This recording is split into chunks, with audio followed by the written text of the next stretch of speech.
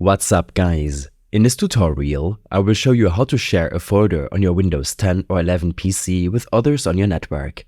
This tutorial is straight to the point and easy to follow, but for a more comprehensive guide, click on the first link in the description below. Sharing folders across a network is a fantastic way to easily exchange files or collaborate on content without the need for external drives. Before we begin, ensure that your PC is connected to the network where the other devices are also connected. It's advisable to have a clear idea of the folder and the files you want to share to ensure security and privacy. Launch the File Explorer by clicking on its icon on the taskbar or using the Windows and E shortcut on your keyboard.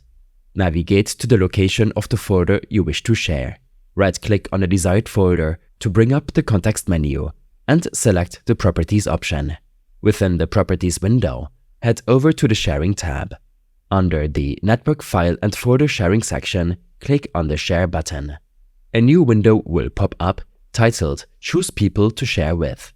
Click on the drop-down menu and select the Everyone option to allow all network users to access the folder. Alternatively, you can add specific network users if you want to limit access. Click the Add button to include the selected users or groups to the sharing list. You can set the permission level to either read or read and write, depending on whether you want others to only view or be able to modify the contents. Hit the Share button to finalize the settings. A confirmation window will pop up, providing the network path to your shared folder. Note down this path or click on Copy to copy it to your clipboard.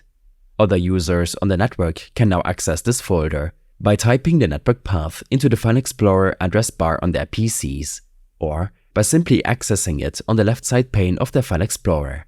Keep in mind, sharing sensitive or personal files can pose a security risk. Always double-check the contents of the folder before sharing, and revoke sharing permissions once the need for sharing is over. These steps and more information will be available in my extensive guide linked in the description below. I hope this helped you out. Leave a comment if you have any questions and see you in the next one.